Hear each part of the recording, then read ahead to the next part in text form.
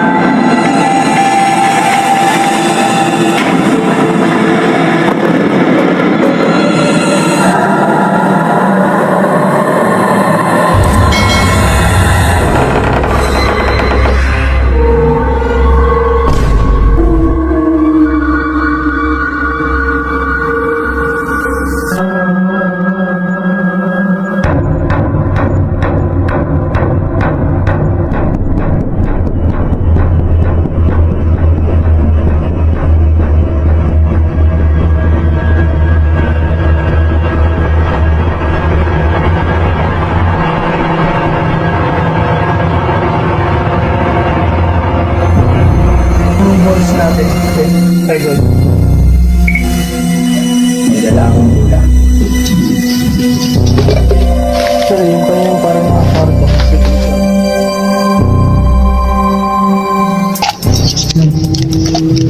Sobrang load.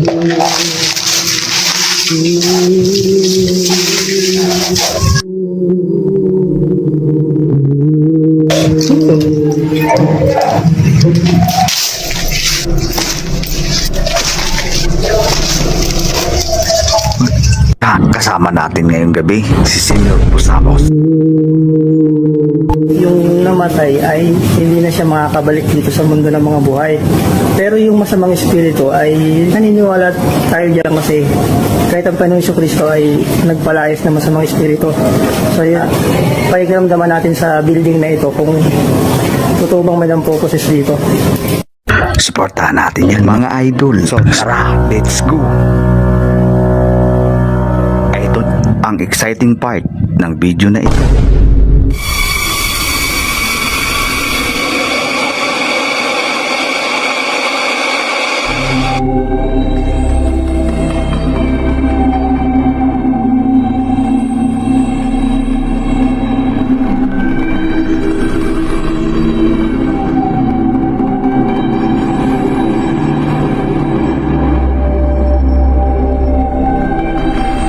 Bukod sa mga tela na nakatambak at naiwan lamang, ay mayroon tayong mapapansin dito sa loob na tela.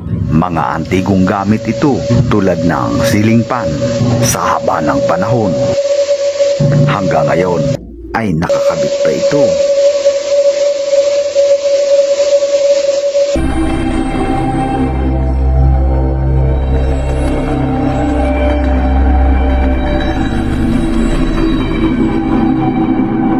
Basag-basag na ang mga salamin ng bintana.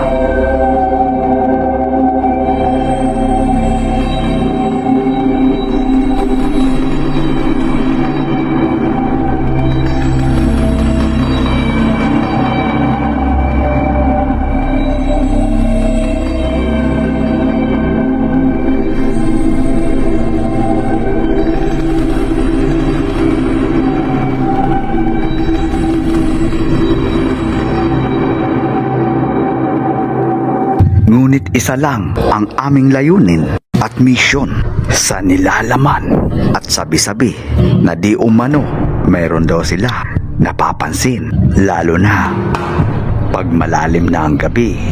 Kaya naman sinadya naming pumasok dito ng hating gabi sa ilalim ng gusaling ito.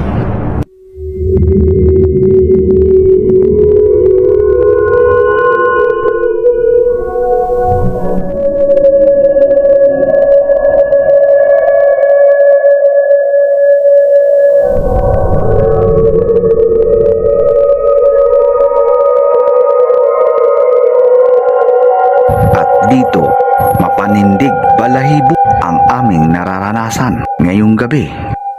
Ay ilang beses bumigat ang aking batok dito sa area na ito. Ngunit itinuloy pa rin namin ang aming pag-iikot.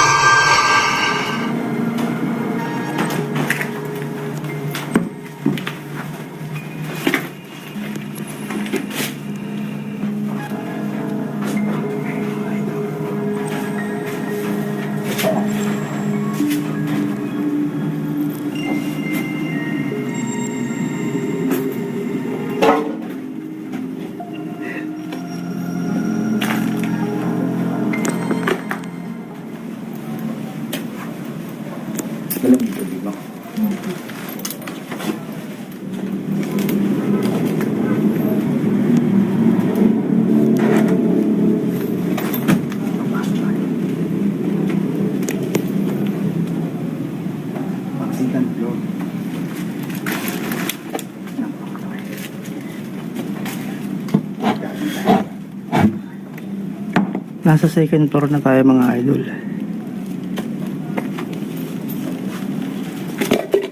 Actually, yung kaninang parang mga kwarto ay second floor na rin.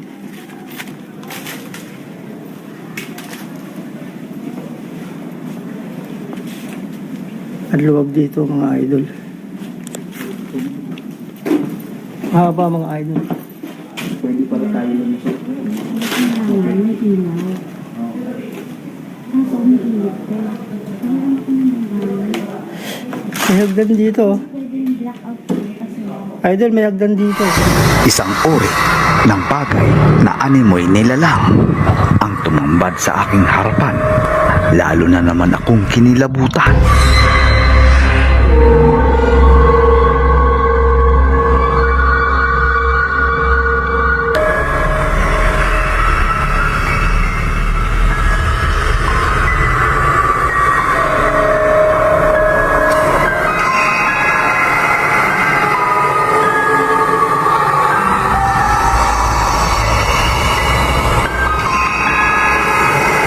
Maya-maya pa ay nagawi kami sa parang sala. Kung pagmamasdan ay parang sala, medyo may kaluwagan at may santo kaming napansin.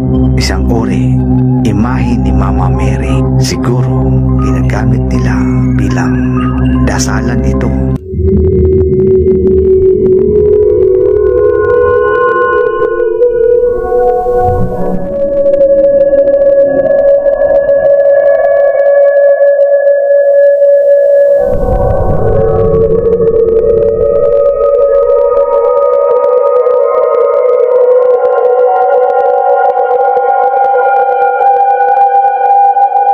Sa aming pag-iikot-ikot dito ay may napasukan kami na parang kantin ito. Ito siguro ang kusina nung araw.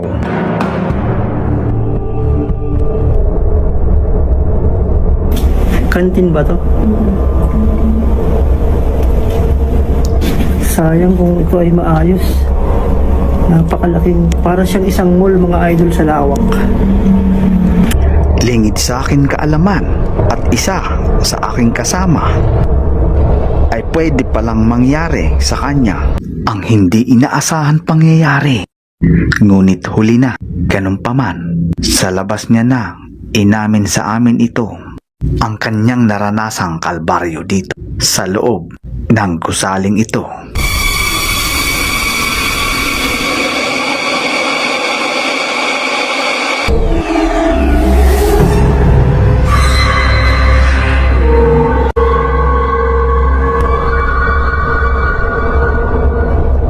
Di niya sukat akalain na may bubulong sa kanya. Samantala, ang layo ng distansya ko sa kanya at naka-headset at helmet siya.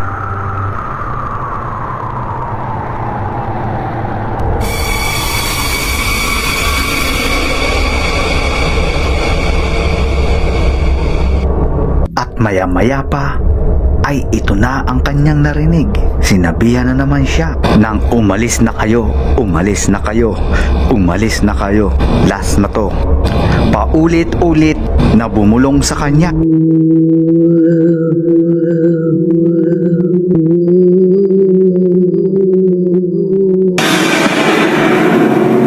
Napalingon ako at nilapitan ko siya. Takot na takot ito.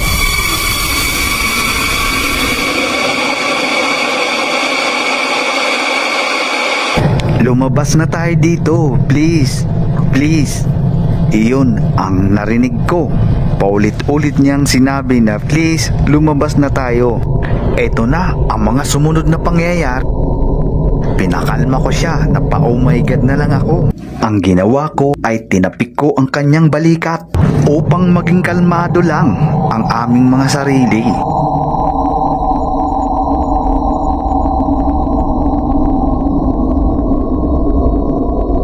Mga ilang saglit lang mga idol, ay ako naman ang pinunterya at nangapal ang aking batok.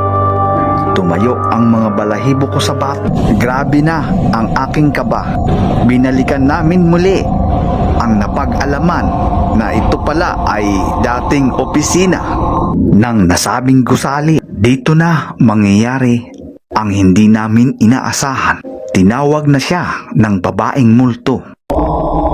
Nakatayo sa isang gilid ng hagdanan.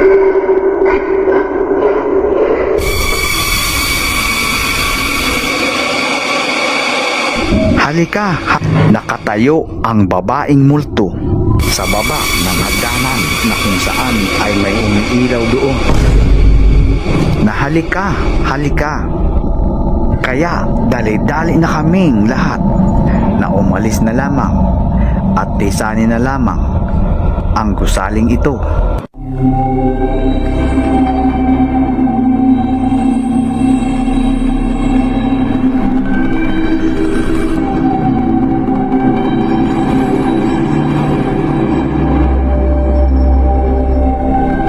Mag-shoutout muna tayo mga idol.